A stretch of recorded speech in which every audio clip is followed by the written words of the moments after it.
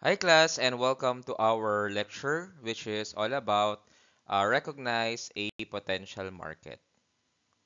So, let's start.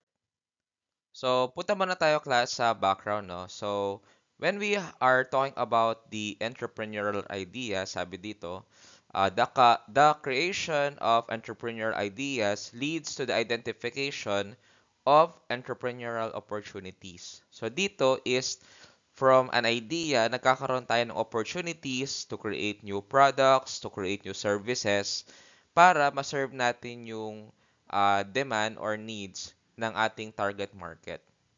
Sabi din dito, to continue, which in turn results in the opening of entrepreneurial venture. Okay? Kung saan nakakaroon tayo ng mga new businesses and new business concept. So here, no, sabi, the entrepreneurial process of creating new venture is presented in the diagram below. So, so let's proceed with the essentials in entrepreneurs opportunity seeking. So sabi class, no, meron tayong basic foundation na dapat meron ng isang entrepreneur in seeking opportunities. So ano ba yon? The first one is the entrepreneurial mind frame. Okay? So sabi dito, this allows the entrepreneur to see things in a very positive and optimistic way in the midst of difficult situation. Being a risk taker, an entrepreneur can find solution when problems arise. So when you have this entrepreneurial mind frame, you're always optimistic, no? Lagi kang positive dun sa mga nangyayari, kahit may mga like problems or even during the time of the pandemic, pero nakakaisip ka pa rin ng mga ideas that can be offer, no, to people, no, with needs and wants. So yun yung entrepreneurial mind frame. On the other hand, we have this entrepreneurial heart flame. So ano naman yon, no? Sabi dito, it's the entrepreneur's driven passion. They are attracted to discover satisfaction in the act and the process of discovery. Passion is the great desire of an entrepreneur to achieve his or her goals. So as you can see, no, the heart flame has something to do with the passion, no? Kumbaga, ito yung gustong-gusto mong yun nga magkaroon ng mga bagong discovery, and you are really motivated to pursue yung mga bagay na gusto mo. Okay? So that is an example of entrepreneurial mind frame. Okay? And the last one is entrepreneurial gut game. So dito, ang sabi class, no, this refers to the ability of the entrepreneur of being intuitive. Okay? So also known as the intuition. So when you say the word intuition, ito yung parang meron kang gut feeling, no, that this will work, that um, the decisions that you make is the right decision for you. Okay? Kasi nga sabi dito, the gut game also means confidence in oneself and the firm believes that everything you aspire can be reached. Parang you have this feeling or gut feeling that if you're going to do this, no, this business, then it will expand, no? If you're going to create another product, then yun nga, it will really materialize or it will boom in the market. So that are the three basic foundation, which is the mind frame, the heart frame, and the gut game. So we have these sources of opportunities. So sabi nga dito, no, there are many ways to discover opportunities. Looking at the big picture, some have noticed the emerging trends and patterns for business opportunities. While others are trying to find out their target market, some are following the sources of opportunities. So what are those? Una is the changes in the environment. So sabi nga dito, entrepreneurial ideas arise when changes happen in the external environment. A person with an entrepreneurial drive views these changes positively. So if may mga pagbabago sa environment, sa technology, 'di ba, sa consumer behavior, then yun, no, nagiging ano siya, nagiging uh, nag, nagbubunga ito ng entrepreneurial ideas. For instance, no, the rise of e-commerce. Okay, before, people used to buy in brick and mortar store. Okay, brick and mortar means yung sa mga physical stores, right? But now, because of the external environment, the e-commerce has risen already, no? So there is now opportunity for you to sell your products or even your services in the using rather online.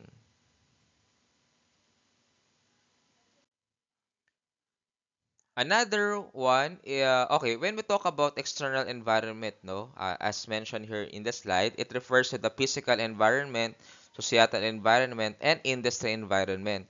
So, unahin muna natin, class, yung tinatawag nating physical environment. So, number one is the climate.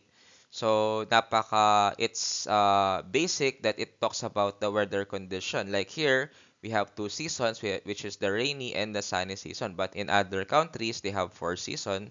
They even have the snow, etc. In terms of the natural resources, it talks about the minerals, forest, water, and fertile land that occur in nature and can be used for economic gain. Like in the Philippines, no, when you ask Japanese, for instance, no, how do they know the Philippines? They will always say mango and banana because actually that is our commodity that we import to other countries, and we are really, we have good supply of bananas and mango. So that's why it could be used, no, as part of our products importation and the product development rather. And also we have the wildlife. It includes mammals, birds, reptiles, fish, etc. that live in the wild. Okay, so of course, no, we could able to maximize those physical environment, like in terms of the tourism, right? So there are some places, no, in different countries that one of their services is, of course, no, offering services for tourists, no, who wants to see wild animals, something like that. We also have this what we call societal environment. So what are those forces? Number one is the political. Sabi nga dito, no, it includes the laws, rules, and regulations that govern business practices, as well as the permits, approvals, and licenses necessary to operate the business. For instance, no, before kasi, the takeout bag, no, this is in Metro Manila, no, the takeout bag can be plastic, but due to the creation of new law, okay, of course, the plastic bags are not allowed anymore, but of course, companies will now use paper bags. So if ever they will be using plastic bag, they have to pay additional fee, okay, which is considered environmental fee, which will be remitted to the local government. So that's an example of political forces. Another one is economic forces. It includes income level and employment rate. So for instance, no, if a certain country has a high average income level, then it means na mataas yung kanilang purchasing power at mas makakabili sila ng mga products or services na ino-offer sa market. On the other hand, we have the social cultural forces, which include the customs, the lifestyle, the values, and that characterize a society. Siguro, no, in terms of the customs, like in the Philippines, we usually buy in pieces, okay? The tingi-tingi, the sachet, etc. But if we're going to compare that, let's say with Australia, US, Japan, no, they don't have actually don't they don't have the sachet. They have the big packaging, because they normally buy in bulk. So that is an example of social-cultural forces. But here we have this, such in buying coffee, we have in one pack that there is already two sachets. So, in example yon. And of course, technological environment, new inventions and technology innovation. Like for instance, no, the use of electronic money or e-money has been widely used nowadays, okay? And but actually in other countries, patagal na yung e-money na yan, no? Pero medyo late lang yung development natin. So again, That is another example of the technological environment. Let's proceed now with the next one, which is the industry environment of the business. So ano ba yung mga industry environment? Number one is of course the competitors, 'di ba? Yung mga actually we have direct and indirect, no? Direct competitors is like Jollibee, McDo, no? Indirect could be Jollibee and Pizza Hut. Why? Because the product offering of Pizza Hut is pizza while the Jollibee has the burger and chicken. So that is an example of competitors. We also have the customers, of course. And then another one are the creditors. When we talk about creditors, it could be the banks and actually even the suppliers. The next one is of course the employees, of course. We also have the government. So this, and of course, we have also the suppliers. Actually, no, suppliers sometimes, no, it becomes also creditor. Why? Because sometimes we buy supplies on account. Kaya nagiging creditors din sila. Pero once you buy the supplies in cash, no, that is considered suppliers. For example, no, one factor in the physical environment that can easily change is the climate. No, the temperature is very high during summer but very low during the rainy season. An individual with entrepreneurial drive can be extremely imaginative and inventive in identifying opportunities. He can venture a business that responds to the needs of the people during summer and rainy season. Okay, so for example, during summer, magbebenta ka ng ice cream. Pag rainy season, magbebenta ka ng coffee, mga ganun. Technological discovery and advancement. Sabi nga dito na a person with entrepreneurial interest sees possibility of business opportunities in any new discovery or because of the use of latest technology. For example, an individual with knowledge in repair and installation of a machine engine discovers that additional engine parts that considerably reduce the fuel consumption. So, kumbaga, kung ikaw, for example, lang marunong ka sa, yun nga, sa pag-repair ng machine, no, ng engine, then suddenly na-discover mo na meron palang pwedeng parts na that can lower the consumption of fuel, no. So normally kasi class when you are doing something, no, when you are, let's say, you know to do something and you continuously do that, so nakaka-discover ka ng panibagong way that can produce efficiency, which is yun nga, no? Imbes na, let's say for example, kung dati ang ratio is for every 1 liter, let's say 17 kilometers, pero nung na-discover mo yung parts na yun, naging for every 1 liter, naging 30 kilometers. So, na-double yung miles, di ba? So, naging efficient. Government trust programs and policies. Sabi dito, no, the priorities, project programs, and policies of the government are also good sources of ideas. For example, the use of firecrackers to celebrate New Year's Eve is strictly prohibited. So people without entrepreneurial interest will view the ordinance as a plain restriction. However, for an entrepreneur, it is a business opportunity to come up with a new product that will serve as substitute for firecrackers, 'di ba? So, nung pinagbawal yung firecracker, kung ikaw ay merong entrepreneurial mindset, no? So, you may think of possible substitute sa mga paputok. Another one is people's interest, no? Sabi nga dito, the interests, hobbies, and preference of people are rich source of entrepreneurial ideas, like the increasing number of internet cafe, no? At present could lead rather to the strong attachment of young people to computers. So, yun, no, dahil nga maraming need, no, for internet, computers, no. So that's why internet cafe can be, a possible business venture.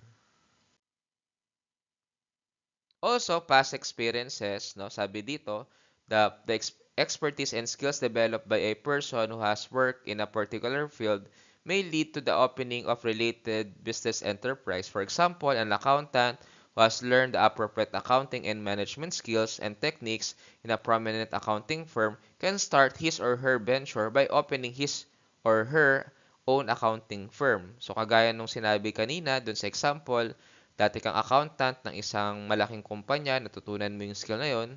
So you use that experience and skills and knowledge to have your own accounting firm. Diba? So let's proceed with the forces of competition model. No? It is also known as the five sources of competition. An industry environment, no, sabi dito, is a competitive environment regardless of what product or services you have. Sabi nga dito, competition is always present. So when we talk about competition, it is the act or process of trying to get or win something. For example, the prices are lower when there is competition among the stores. So these are the five forces no, competing with the industry. The buyers, potential new entrants, rivalry among existing firms, substitute products, and supplier.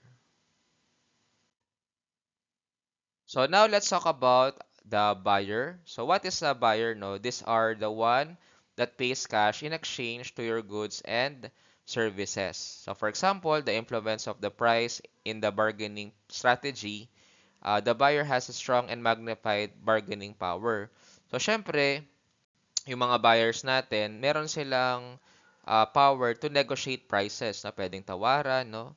Kasi nga possible na lumipat sila, no? Once we cannot able to negotiate prices. So sabi dito, the threat of its bargaining power will be less if the following factors notice. So kumbaga, paano ba natin maliles yung threats sa kumbaga, parang hindi tayo matatakot, no? Na iiwanan tayo ng mga buyers, no? So how can we minimize the threat? Number one, if there are several suppliers available in the market. So kumbaga, since there are limited no suppliers available, then syempre hindi basta-basta makakatawad yung mga buyers mo, no? So that is an example. Another one, the buyer has potential for backward integration. So dito, syempre, pag nagkaroon kasi ng backward integration, kunyari ako yung business, no? Nag-backward integration ako. So ako na yung naging ako na yung gumagawa ng sarili kong raw materials or sarili kong products. So mas nakokontrol ko kasi yung prices, no? So therefore, pag nakokontrol ko yung prices, yun nga, kaya kong babaan, no? Kung if in case gusto ni customer na parang mas mababang prices and yun nga dahil kaya ko namang control yung cost to backward integration, so ibibigay ko pa rin in a lower price. The next one is the cost of switching supplier cost is minimal. So for example, hindi naman ako gagawa ng sarili kong raw materials or products, pero hahanap ako ng other suppliers for my products. Hindi na, kumbaga, kasi pag naghahanap ka kasi ng ibang supplier, normally, you are trying to get suppliers that has lower cost but good in quality. So, kunyari, lumipat ako kunyari si customer, nagde-demand siya ng lower price, medyo tumaas yung price nung present supplier ko. So, ngayon, lilipat ako sa ibang supplier para ma-meet ko yung demand ng customers ko. So, ganun yon. The next one is the product represents a high percentage of the buyer's cost. So, dito class na for example, no, yung buyer mo is using your products as a raw material to produce another product. So, kumbaga, let's say no talagang yun nga yung binebenta mong raw materials to the buyer is really needed, no? And represent a high percentage of the cost. So, therefore, yun nga, no? Hindi siya basta-basta makakapagpalit, no? At talagang bibili pa rin siya sa'yo. Okay? So, the next one is the buyer purchases large portion of the seller's products or services. So, here, ang ginagawa kasi ng ibang buyer, no? They purchase in bulk And yun, no? Once they purchase in bulk, then you can offer quantity discount. Okay? So if you could offer that quantity discount in bulk buying, then nababawasan din yung bargaining power, no, ng ating mga buyers.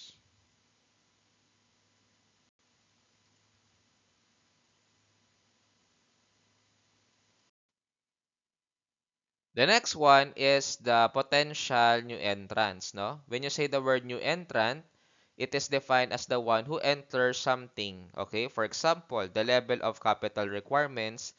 If the business requires huge capital, new entrants should decline to join the business. So, new entrant is, yun nga, same business na gustong pumasok sa industry. So, kunyari, kung masyadong malaki yung capital para makapag-start ng ganong business, then possible na iilan lang yung mag-join sa industry, which will limit the number of competitors. So this gives a threat to the business. So this can be noticed if there is the presence of the following factors. Number one is substantial capital requirement. So kagaya na sinabi ko kanina, kung masyadong malaki, possible maraming hindi pumasok sa ganyang business. Another one is strict government policy. So, kunyari, linilimit lang ng government, no, yung mga new entrant for this type of business because of legal requirements and other concerns, like yung mga casino, yan. So, yun, possible na hindi basta-basta makakapasok sa industry. Another one is difficulty in accessing distribution channels. So, kumbaga, yung if ever, no, that this product, no, will be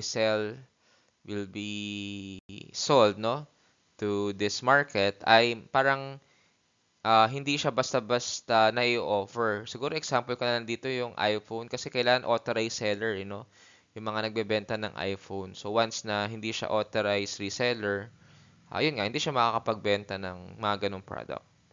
And of course, economies of scale. So when we talk about the word economies of scale, katulad nun, yung sa mga China, 'di ba, na parang because of economies of scale, kaya nilang ibenta yung mga products nila na sobrang mura. So rather than buying products, let's say in the domestic, bumibili na lang tayo sa China, parang ganun. Or ganun lang, basta ganun lang yun, parang if the company can able do mass production, nalilimit niya yung cost, which nami-minimize na yung price. Kaya, kunyari, ikaw, magbebenta ka rin ng ganong product. Possible, hindi mo kayang tapatan yung presyo niya, which will lead to failure of your business. Another one is high cost of product differentiation. So, kumbaga, yung product mo, is masyadong kakaiba na ang hirap gayahin, no? At kung gagayahin man, it will be expensive. Okay? And high switching cost, kung saan uh, yung mga present buyers, for instance, no, parang pag lumipat sila ng brand or lumipat sila ng product, medyo magiging mahal. Okay? Kaya ayun, nale-lessen yung threat, no, nung potential new entrants pag gano'n na, ay, ito lang dapat yung gagamitin ko kasi ito yung mas makakamura ako. Kasi kung lilipat pa ako ng ibang brand, ganun, possible maging mahal. Okay?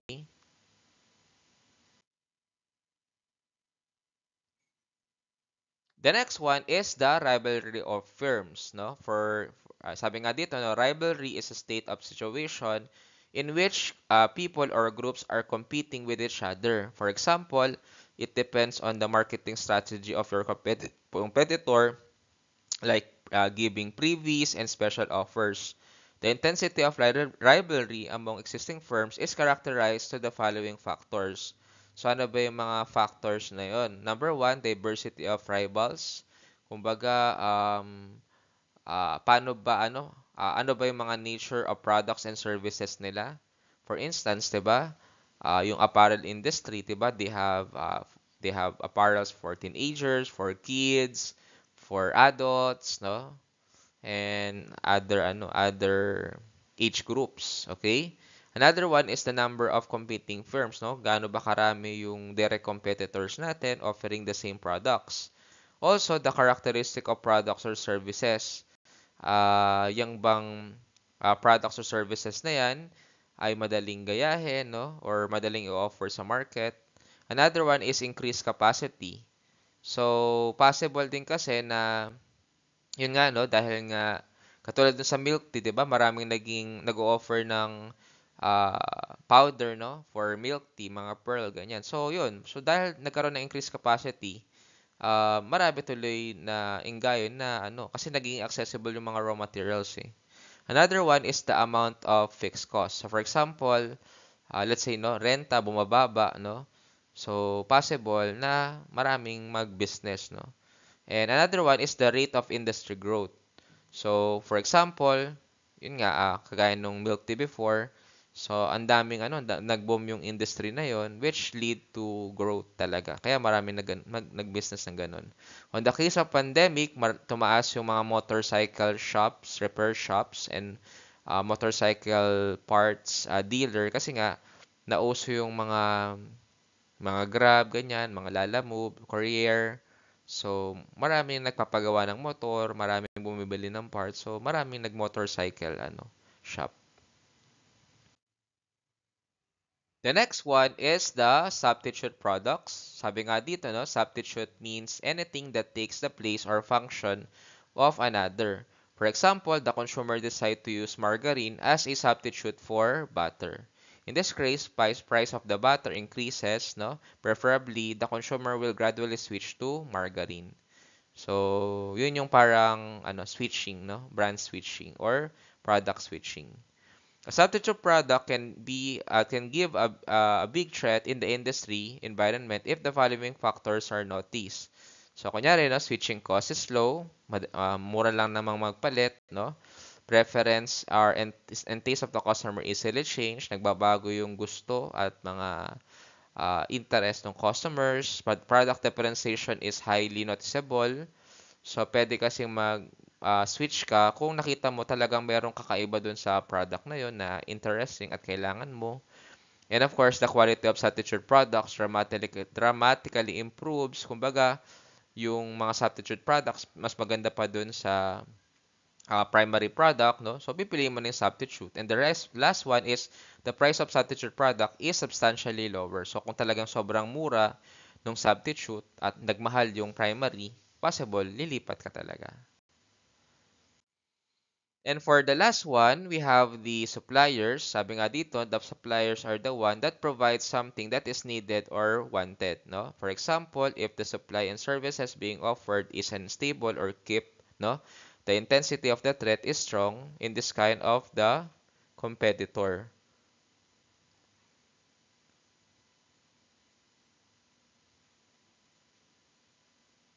So this can be noticed if there is the presence of the following factors.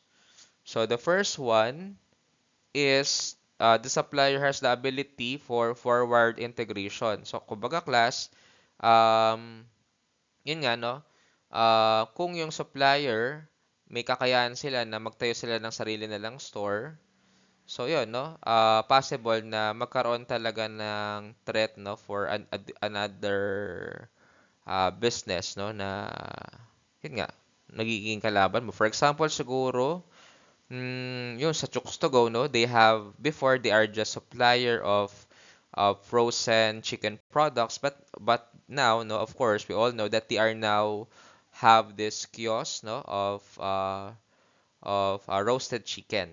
Okay, suppliers industry are few, but the sales volume is high. So that's an example of another factor that can affect the suppliers. Na kumbaga, iilan lang yung supplier pero mataas yung demand for that product or mataas yung sales doon. The next one, substitute products are not readily available in the market. So obvious naman na kung walang substitute product, syempre yung mga suppliers talagang kikita sila dito, no? And of course, the switching cost is very high. Syempre hindi naman lilipat yung mga buyers if mataas masyado yung switching cost. Okay? So, and the last one is the product or service is unique. So, kung baga, kung unique yung product na ino-offer ng supplier, syempre, hindi ako basta-basta lilipat ng supplier. So that ends my lecture in this topic. Thank you.